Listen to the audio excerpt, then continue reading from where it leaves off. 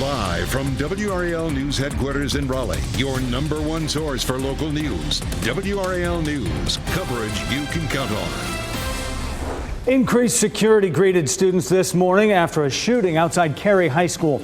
We are live near campus with what the mood is like today. Plus, early voting numbers are soaring in North Carolina. Elections officials share insight on how the process is going so far here and in the mountains.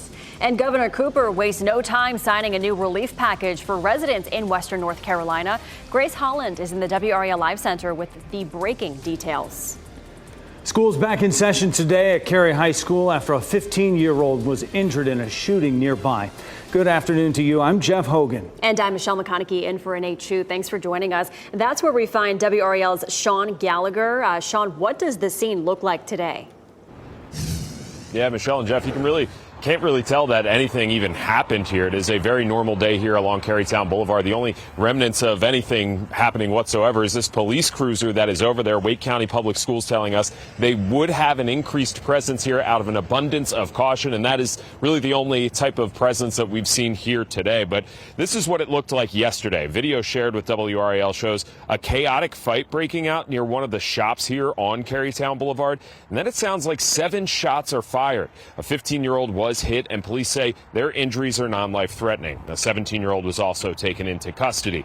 Now, 4 nearby schools went into a lockdown because of the incident, and the area where I'm standing was blocked off for several hours during this police investigation. Now, Wake County Schools does say that those who were involved in this incident are not students at the school. They told us that they are not students at the school, but we're still trying to find out why they were here in the first place.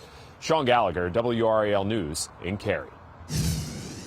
And a family is pleading for drivers to keep their eyes open for this car and this woman. 83-year-old Alice Parsons from Chatham County has been missing for more than a week. Family contacted the sheriff's office when they could not reach her last Friday. At home, authorities found her phone still on the kitchen counter, but her car was gone. The car is a 2009 gray Ford Escape. It was last seen in the Roxborough area. Her daughter tells us that her mom had been having episodes of more confusion recently, and she thinks that she is simply lost. Our hope is that somebody saw something. That somebody saw her car somewhere. Somebody saw a woman that was lost, and somebody helped her. Alice Parsons is described as a small, frail woman. If you have any information or sightings, call law enforcement right away.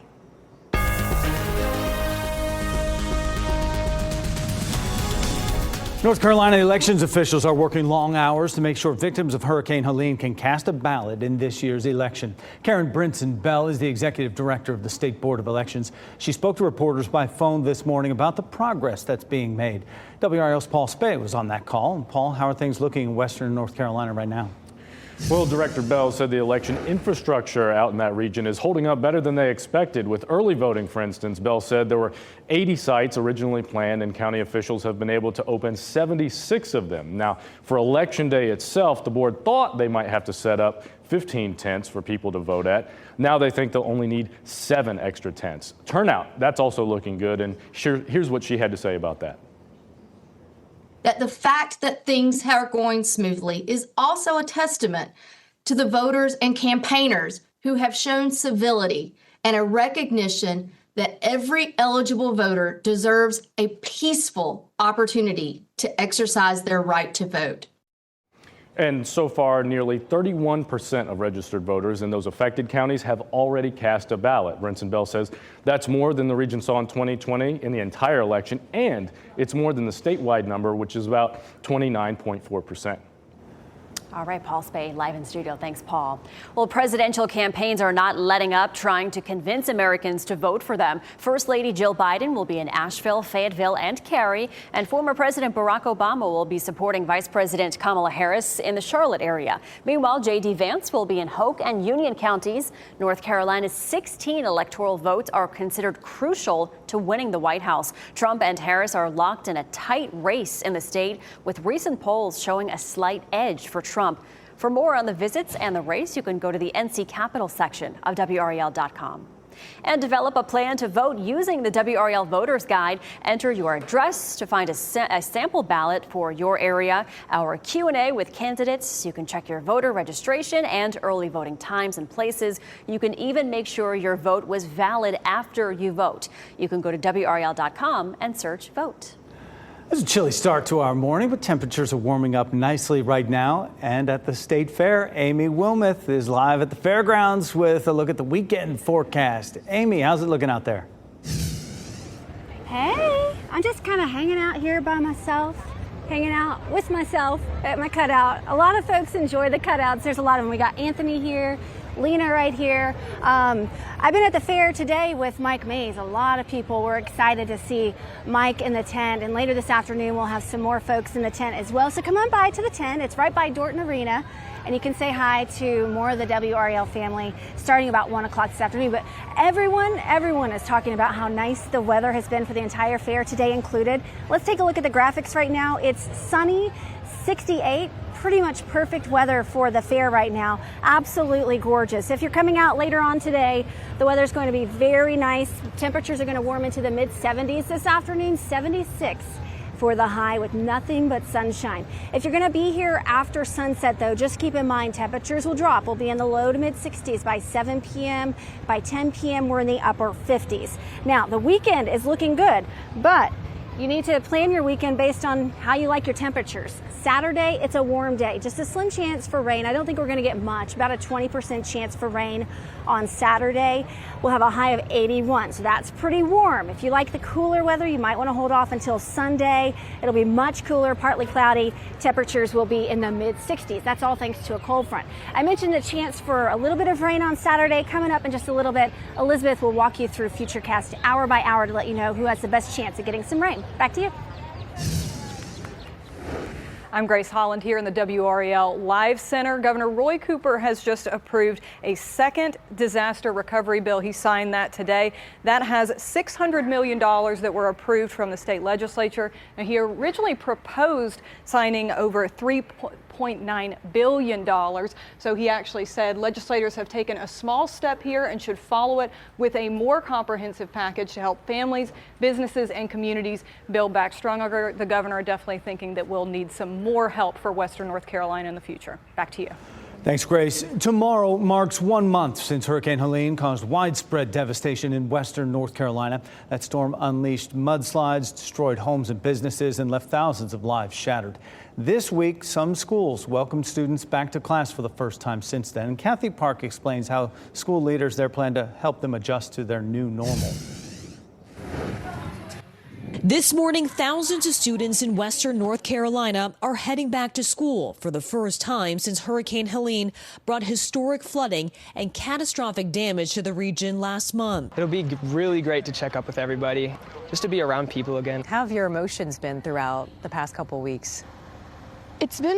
My emotions have been kind of all over the place. Buncombe County Schools, one of the largest districts in the area, plans to ease students back. The biggest focus for our school system is grace. And so the first couple of days, we just want to make sure that our students are okay.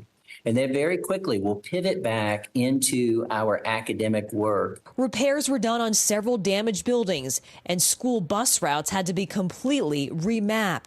There'll be many students who are getting on to the school bus at a community stop because our buses cannot safely travel into their neighborhoods.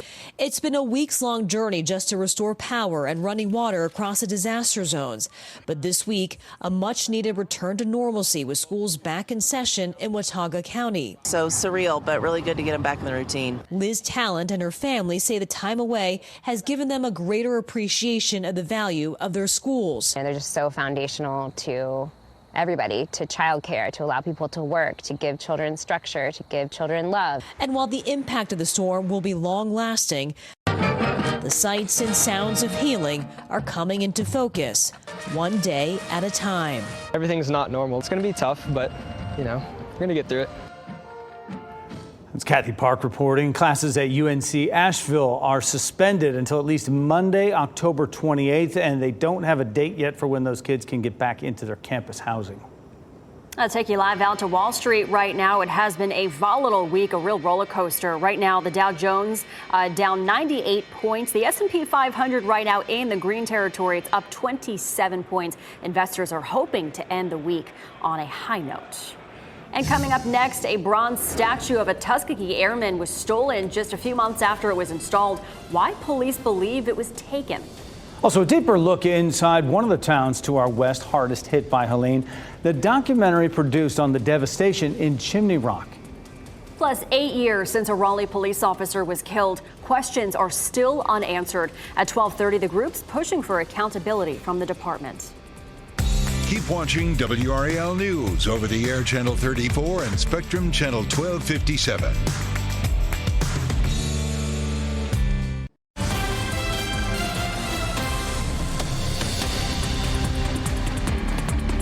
I'm Grace Holland here in the WRAL Live Center. We have a big update on this CDC E. coli outbreak from that McDonald's Quarter Pounders. You've probably been hearing us talk about this week. We now know 75 people in 13 states have been infected with this.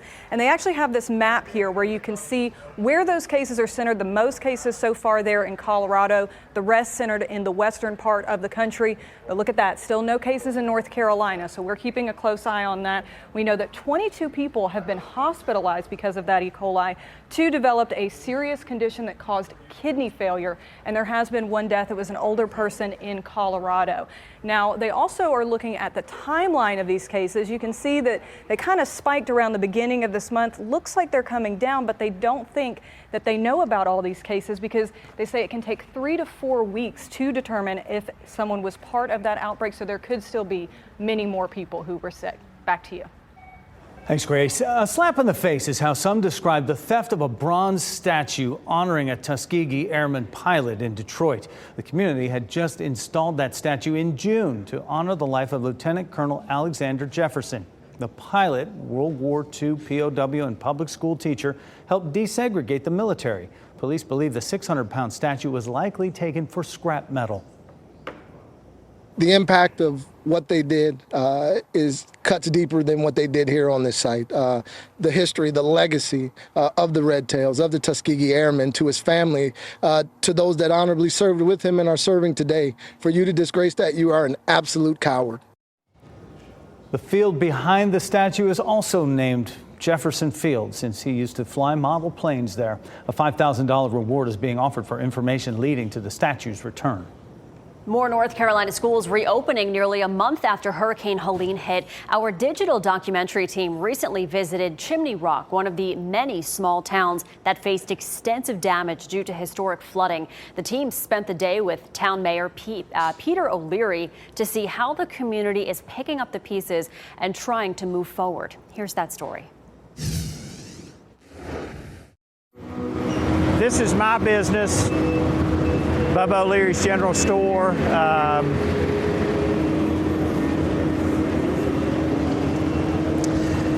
We live upstairs. Did live upstairs. We'll hopefully get back. Welcome to Chimney Rock. The challenge to getting back to normal life is the stuff we take for granted: power, water, sewer, and transportation, roadways. So all of those were destroyed to a large degree. Chimney Rock has about 125 year-round residents. The village is 100% based on tourism. So if the tourists aren't coming for whatever reason, then the people here are not making a living.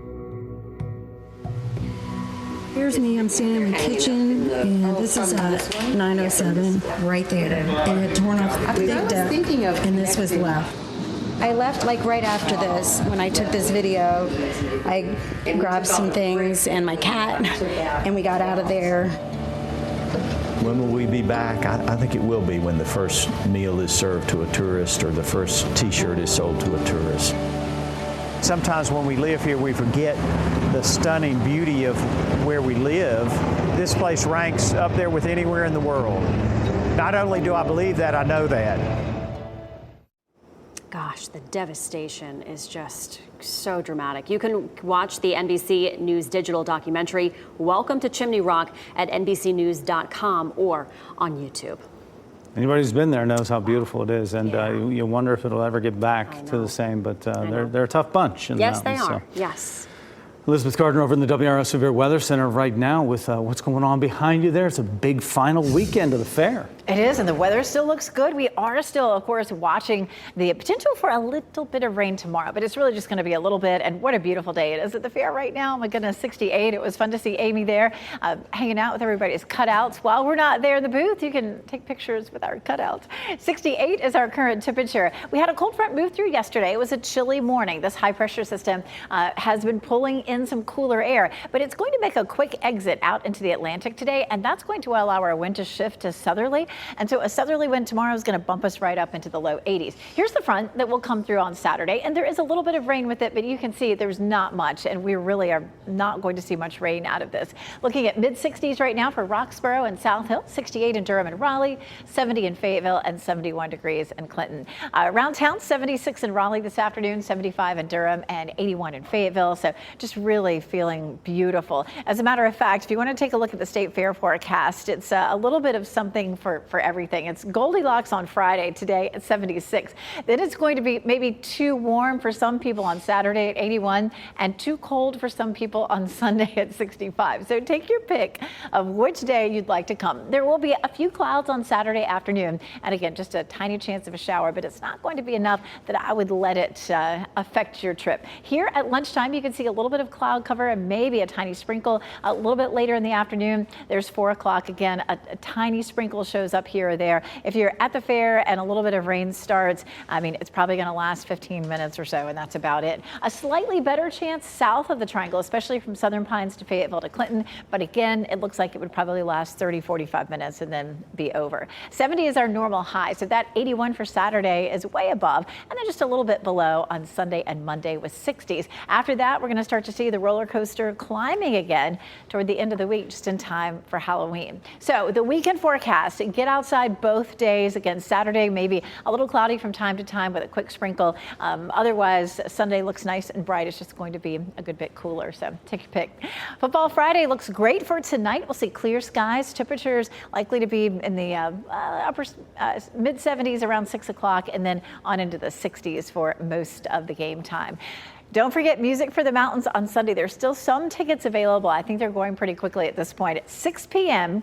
at Red Hat in downtown Raleigh, 61. And it will be fairly cool during the concert. Temperatures will be in the 50s, but a lot of us are going to be there emceeing this. And it's such a great way to help out the folks in the mountains that still need our help and will need our help for a long time. So we hope that we'll see you there. After that, temperatures start to climb after it's cool at the beginning of the week. And Thursday for Halloween, we're checking in at 80 degrees. We'll go over the hour-by-hour forecast for trick-or-treaters coming up. Looks like a nice one. Thanks, Elizabeth. Well, many organizations here on the recovery efforts in Western North Carolina after Helene. Coming up on WRAL News at 4, how you can help the American Red Cross support victims and the extra efforts underway to make sure they make their voice count this election despite getting through this difficult time. And your employer might be keeping close tabs on you without you even knowing. Tonight on WRAL News at 6, 5 on your side explains the rights you have when it comes to employers using invasive tools to track their employees. Plus, still ahead this noon, if your boss needs proof that a shorter work week could be beneficial, you might want to tell them how it's paying off in Iceland. New results out today that could make the case. Plus, on a more personal note, I finally have an emoji that looks like me that I can identify with. Representation matters, even if it's just an emoji. The creative minds behind the new design and when they could become available.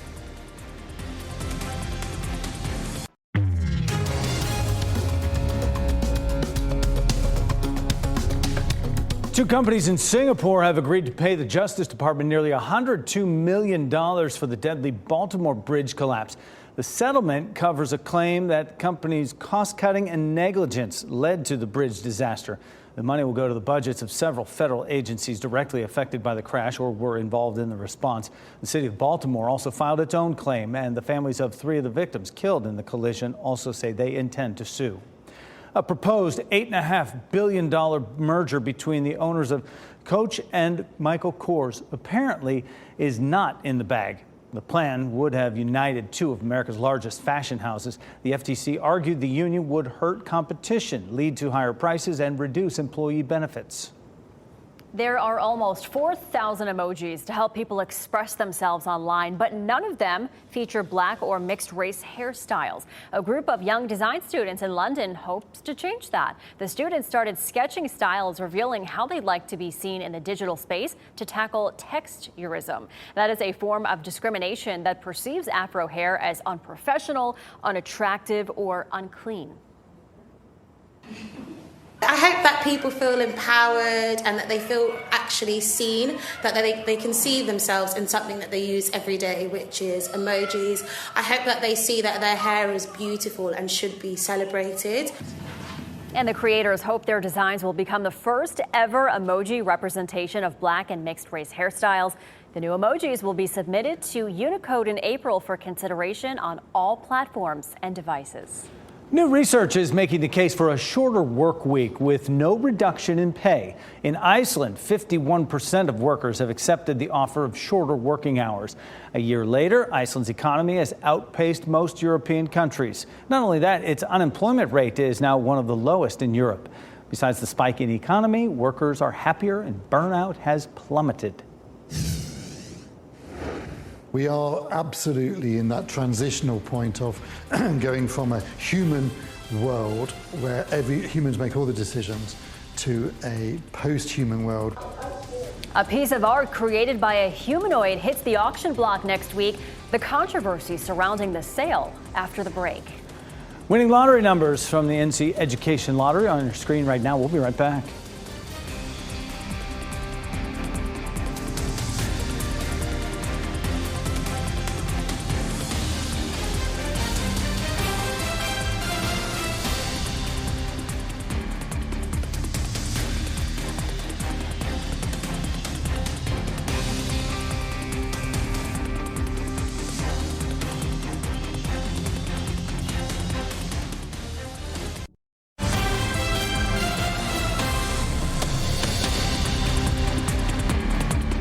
I'm Grace Holland here in the WRAL Live Center. I want to show you this live look. This is Fayetteville, where you can see lots of campaign signs and a moving truck.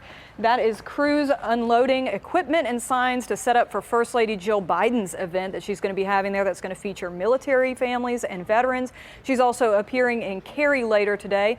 Of course, this is all part of the campaign for Vice President Harris and Governor Walz. And North Carolina election officials are working long hours to make sure victims of Hurricane Helene can cast a ballot in this year's elections. The executive director of the State Board of Elections says there were 80 sites originally planned, and county officials have been able to open 76 of them. As for Election Day, the board thought they might have to set up 15 tents for people to vote, and now they think they'll only need 7 extra tents. So far, nearly 31% of registered voters in those affected counties have already cast a ballot. That is more than the region saw in 2020 in the entire election. And do you know where and when you will vote? You can learn about each of the candidates on your ballot, be informed, make your plan, and set a reminder to vote. You can do it all on WRAL.com. Just search vote. Tomorrow is National Prescription Drug Take-Back Day, and the Drug Enforcement Administration says way too often unused medications find their way into the wrong hands. Mandy Gaither has 5 medications a doctor says you should never leave unused in your home. Whether it's unused or expired, disposing of prescription medications properly can reduce risk of accidental use or intentional misuse. When we think about drugs that we want to get out of our medicine cabinets, the reality is that the answer should probably be most drugs that have outlived their original indication. Dr. Holly Geyer with Mayo Clinic says it can be dangerous for medications to be used differently from how they were prescribed. It is best to get these drugs out of the house unless you have specific reasons by your provider to keep them in the house when you're done with them. But Geyer says there are 5 groups of prescription medications you should never leave unused in your home.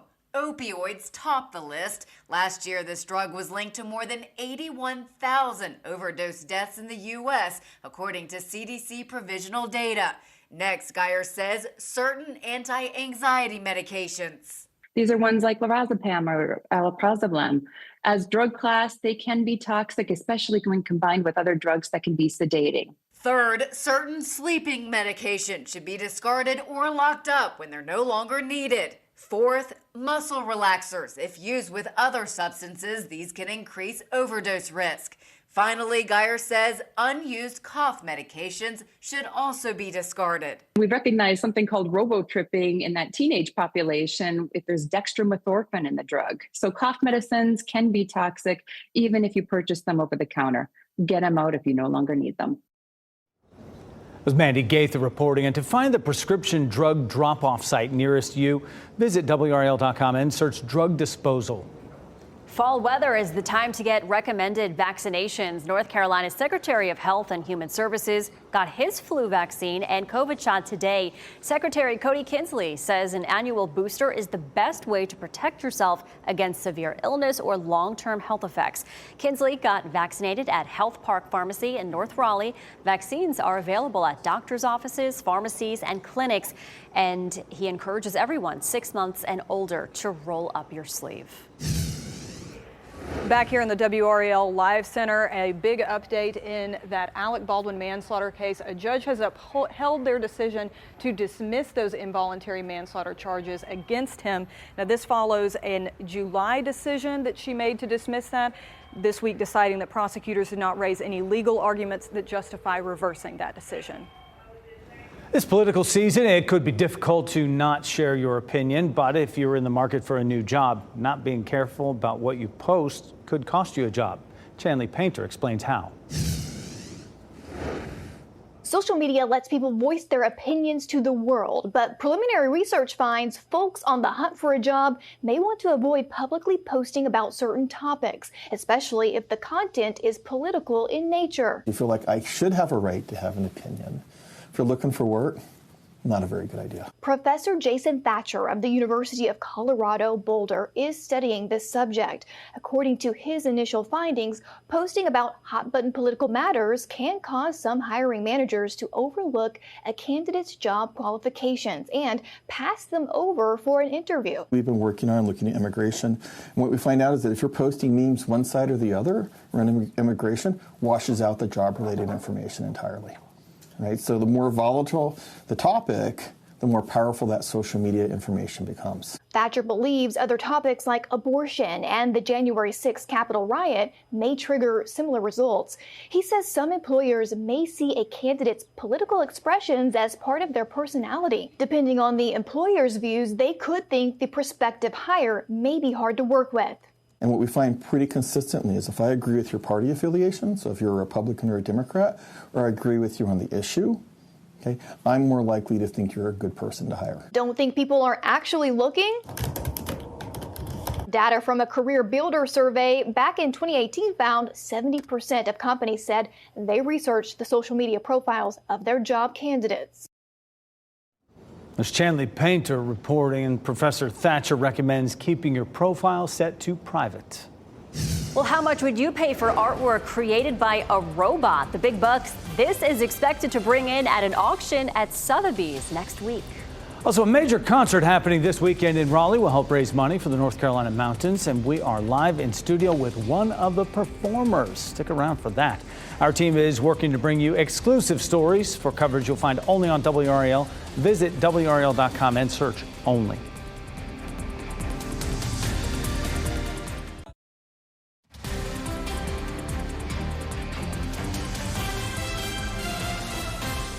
Welcome back to this live look in Clinton. Good afternoon to you. Sunshine all around. Clinton, one of the few first spots to hit over 70 degrees today so far as you watch WRAL News, available on Hulu and the WRAL app on your TV or streaming device.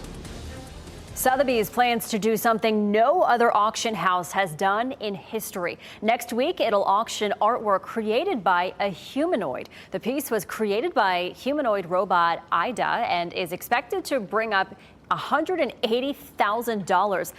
Ida is intended to start a discussion about how people interact with technology and artificial intelligence. While some are more accepting of this technical transition, others oppose the idea. My artwork is a portrait of Alan Turing, the brilliant British mathematician. who laid the foundation for modern computing and artificial intelligence. I personally wouldn't want to see is that we start to care about machine stories, because who cares what machines have to say? I care about human stories. I care about what humans have to say. And I think art is a way of expressing that. Sotheby's digital art auction opens on Halloween and ends on November 7th. So, Michelle, if AI art isn't your thing, maybe this next piece will pique your interest. A banana duct taped to a wall, sold for $120,000 in 2019. I could do that. Caused social media uproar, though, and it is going back on sale now, this time for an estimated $1 million. The piece, titled Comedian, has been called a defiant work of pure genius. One expert says the installation is a reflection of what we value: art. Fox 50 and WRAL have you covered Sunday for football. Big NFC South game to start with. Falcons and the Bucks kick off 1 o'clock Sunday on Fox 50. And Sunday night football on WRAL, an old school matchup for you. Cowboys at 49ers. Kickoff is at 8:20 for that one. Well, Jeff, did you know that every time Shohei Ohtani hits a home run, a bar in LA's Little Tokyo gives away free sake bombs? What? That promo, plus the Dodgers' trip to the World Series, is attracting fans from overseas. The impact on Dodger Town economy later. And the Triangle hosts another benefit concert for our neighbors in Western North Carolina. One of the performers you will see is right here, joining us live in studio. We'll hear more of his inspirational song after the break.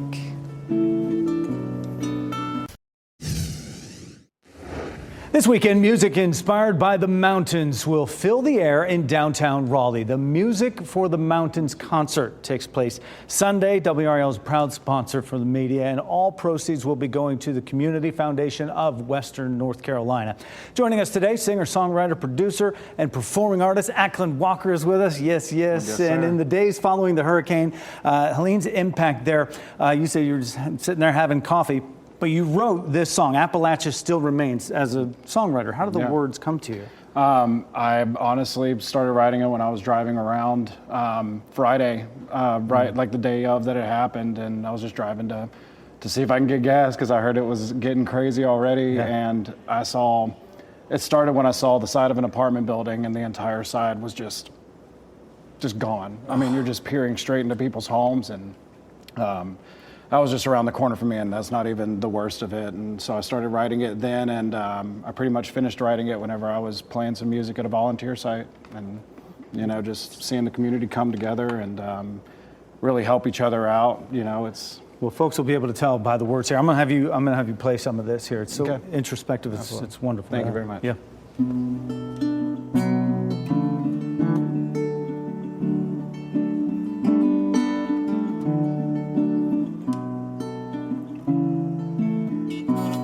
It's like something from a screen. There's nothing that should happen, unexpected, unforeseen. And the rivers in the street, neighbors leaving everything behind to find some peace in the fallout of Helene. The definition of traumatic, compassionate and panic. Certain things will never be the same. No, it's nothing short of tragic, broken down and manic. Downtrodden Appalachia still remains. Appalachia, Appalachia, Appalachia still remains. It's like something from a dream, where every waking moment feels unreal. I'm in disbelief. And there's color in the leaves. The beauty of the Blue Ridge helps to navigate the grief as it washes over me. The definition of traumatic, compassionate and panic. Certain things will never be the same. No, it's nothing short of tragic. Broken down and many, downtrodden Appalachia still remains. Oh, Appalachia, yeah. Appalachia, oh, Appalachia still remains. I'm telling you, you get chills just putting the pictures of that together with those words right there. Well done. So your Instagram account, there's a link. 60% of the proceeds will go directly towards some of the winter supplies those folks will need out west of us. Absolutely. Tickets for Music for the Mountain at Red Hat Amphitheater still available. Get yours using the QR code on your screen. Prices start at $25. Go check out Ackland Walker there. The show is Sunday night at 6 p.m. Thank you so much for joining us. Really appreciate it, man. Great job. Thank you. Can't wait to hear you Sunday. Beautiful music. Thanks, Jeff. And I'm standing here now with meteorologist Elizabeth Gardner. It's going to be a nice evening for the concert, but it's going to be chilly. Need the jacket. It will, absolutely. So Saturday is going to be a nice warm day, and then we cool off on Sunday, but it's going to be a beautiful day as the concert starts at 6 o'clock. Temperatures should be in the low 60s, and then we'll drop it on down into the 50s. And so just bring your jacket along and come and support all of our neighbors in the mountains that desperately need your support. So we're proud partners of this. A bunch of us are going to be emceeing some of the music, some of the bands as they come up. So please come out and support them.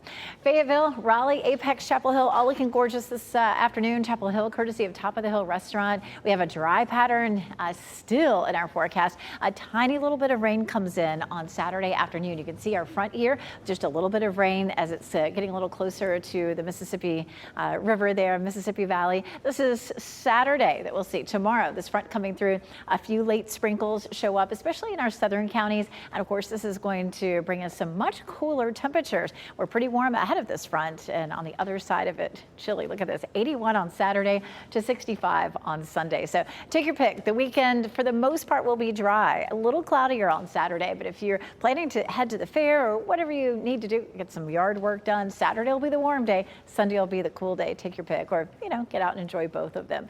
As we get into the day Saturday, by lunchtime, we may begin to see some cloud cover. The front comes through. Our best chance of any showers with this is likely to be late afternoon, and you can see we'll pause it right there at 5 o'clock. I mean, teeny tiny chance of a shower. Once it moves a little farther south, say Southern Pines, Fayetteville, Clinton may have a little better chance during dinner time of seeing a little light rain, but again, it is likely to move through very quickly. We take a look at our forecast rainfall for the next 7 days, and it's pretty much zero. So that takes us all the way up through Halloween, which is great news. I mean, nobody wants it to rain for Halloween, right? But we're beginning to need some rain. When we looked at the latest drought monitor last week, there was no part of the state that was abnormally dry or anything worse than that. This week, 7% of the state, and that's not bad, but we had so much rain in July, August, and September. September, we had 13 inches of rain, just unheard of. And so now that we've been completely dry for the month of October, the northeastern part of the state is showing up as abnormally dry.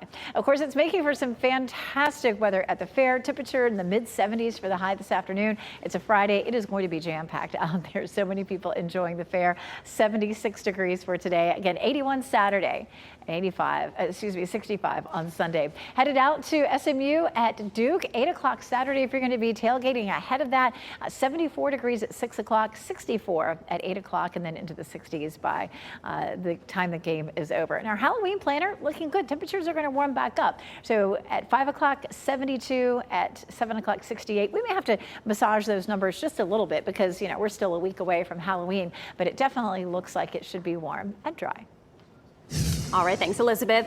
With the crack of a bat, Shohei Ohtani is helping to revitalize Little Tokyo in Los Angeles. How the surge of Japanese fans for the World Series is good for Dodger Town. As we wrap things up, here's a look at a few of the headlines we're following today. Presidential campaigns continue their blitz on North Carolina today. First Lady Joe Biden will be in Asheville, Fayetteville, and Cary. And former President Barack Obama is stumping for Democratic nominee Kamala Harris in the Charlotte area. Meanwhile, Republican nominee Donald Trump's running mate J.D. Vance will be in Hoke and Union counties. For more on the visits and the race, you can go to the NC Capitol section of WRAL.com. And extra security will be at Cary High School today because a 15-year-old was shot. The suspect is another teenager. This was the scene from Sky 5 yesterday. A total of 4 schools were placed on lockdown because of this. Tonight and tomorrow night, expect traffic delays if you are driving around West Raleigh. It is the final weekend of the fair, plus 2 major concerts happening at Lenovo Center. A similar set of events last weekend caused some drivers to sit in traffic for hours, just like this. Tonight, it's a little big town performing at Lenovo. Then tomorrow, Rainbow Kitten Surprise takes the stage. And get ready to see plenty of zombies in downtown Fayetteville tonight. The city is hosting its annual Zombie Walk from 6 p.m. to 10 p.m. Everyone of all ages is invited to put on their best undead look. There will be a costume contest at 7:30 at the Market House, followed by the Zombie Walk at 8. There will also be food trucks, pro wrestling matches, and live music. This epic World Series matchup gets into full swing tonight. East Coast versus West Coast, the battle for baseball supremacy.